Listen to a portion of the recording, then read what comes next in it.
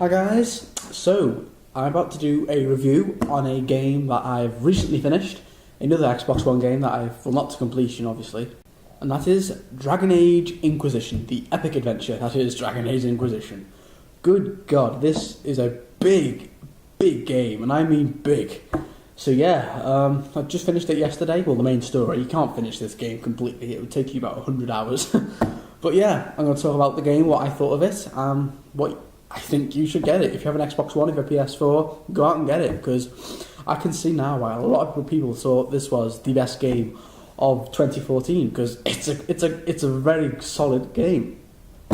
Now let me start off. It's developed by BioWare, the same guys who are behind Mass Effect, so reason enough for you to go and get it. The Dragon Age franchise has been quite up and down, hasn't it, before this one? There was Dragon Age Origins, which a lot of people liked. I did play it on my 360, wasn't a huge fan of it. I mean, I thought the combat and the graphics were a bit underwhelming, but it was quite an old game. And it was made for PC, wasn't it? It was just a console port. But yeah, I got halfway through it, got a bit bored of it. Never played Dragon Age 2. Heard Dragon Age 2 was terrible. And then this came out, and all the reviews for it coming out were terrific. Angry Joe gave it a 9. You know, so I was like, okay, I've got to go and get this. It was on a lot of people's number one for top list of 2014 top games. And yeah, so the game takes place in the mythical land of Thedas, if you haven't played Dragon Age before. And there's also Orleis. There's two big regions, basically. There's Ferelden, and there's Orleis. And it's like, that's the whole land of Ferelden. That's the whole land of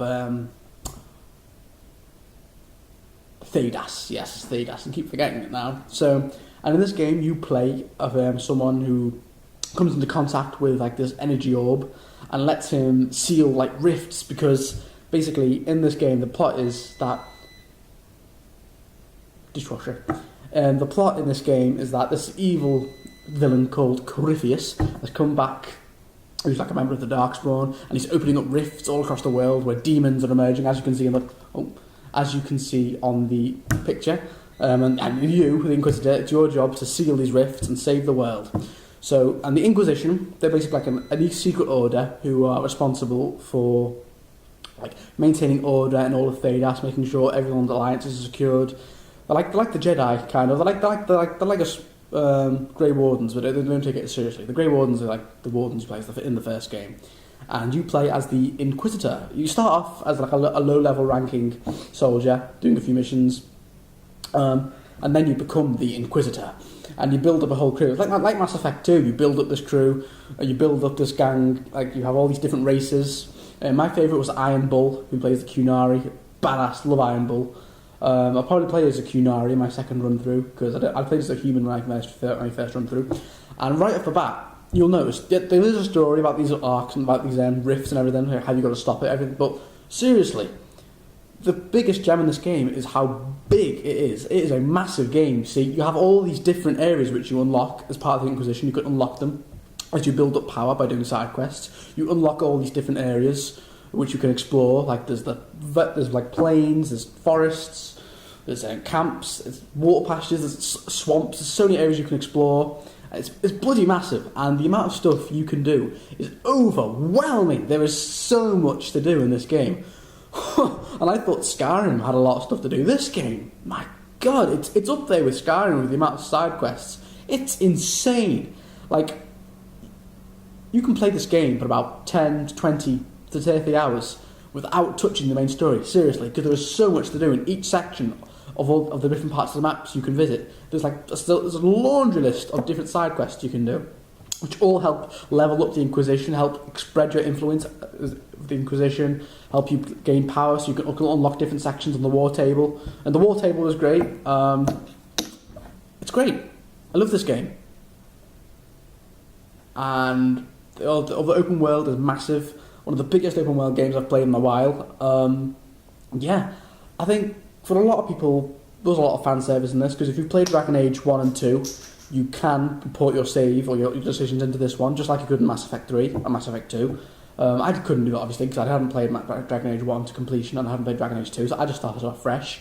And I think this is a good one to get into, because the combat, that's where I think Dragon Age fell short when I played the first one. I wasn't a huge fan of the combat. This one, it's kind of similar. The graphics are a lot better, obviously, with it being Xbox One. The graphics are beautiful, but you can get some of the 360, but I've heard it's much better on the Xbox One or the PS4. It's much smoother. But the combat, it's okay, you know. I'm still not a huge fan of the Dragon Age combat. That's one thing about this game I wasn't a big fan of. The combat just gets a bit boring after a while. It's not fun. It's just you've got these different abilities. It's just I wasn't a huge fan of the combat. But you grow to accept it and love it after a while, I think. What else? The dragons. There are dragons in this open world game. Loads of dragons you can go on and face, just like Skyrim. Yeah, and none of them are story based apart from one, which is the final boss. But yeah, you face there are quite a lot of dragons, and most of them are really hard to beat. Like, you have to be quite a high level to beat them. Like, you can just stumble across one when you're not at a high enough level, and you get battered. Simple as. There are a lot of weapons in the game. Like, there's mages. Obviously, I play as a warrior with a shield, but there are mages, there are rogues. That's it. Mages, rogues, warriors, archers. Yeah, there's all different classes, and you can have all them in your crew. Yeah, it's great. The decision making, it's kind of similar. Like, there are a lot of pathway decisions that you can make in this game, but I'd say it all leads up to the same ending conclusion, really. What else? The final boss battle is hard. My God, it's hard. I had to switch the difficulty to casual to beat it. I just couldn't do it. I died about 20 times. The final boss battle is difficult because there's basically 2 bosses in the final boss battle. It's bloody massive. It's too hard. It is too hard. And when you finally beat one of them, you're like, oh my God. You have to face another one. You're like, oh my God. But yeah, the main story, it was good. I think the main story on its own probably would have only been about 10 hours, but because there's so much else to do in this game with the side quests and to explore, easily adds another 20, 30, 40 hours.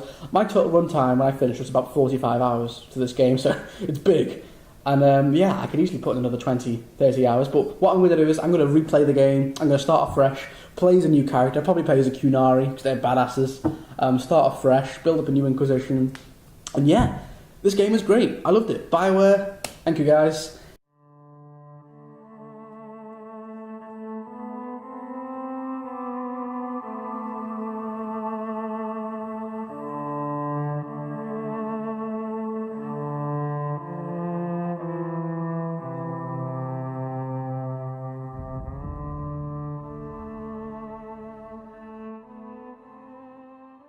And now we all wait very patiently for the new Mass Effect game. So yeah guys, thank you for watching. My next video will probably be a audition recap video for my Manchester Metropolitan University acting audition, which is on Tuesday. So I'll have a video up on Tuesday night. So that'll be my next video. If you're an actor, tune in for that. So yeah guys, thank you for watching, and see you later.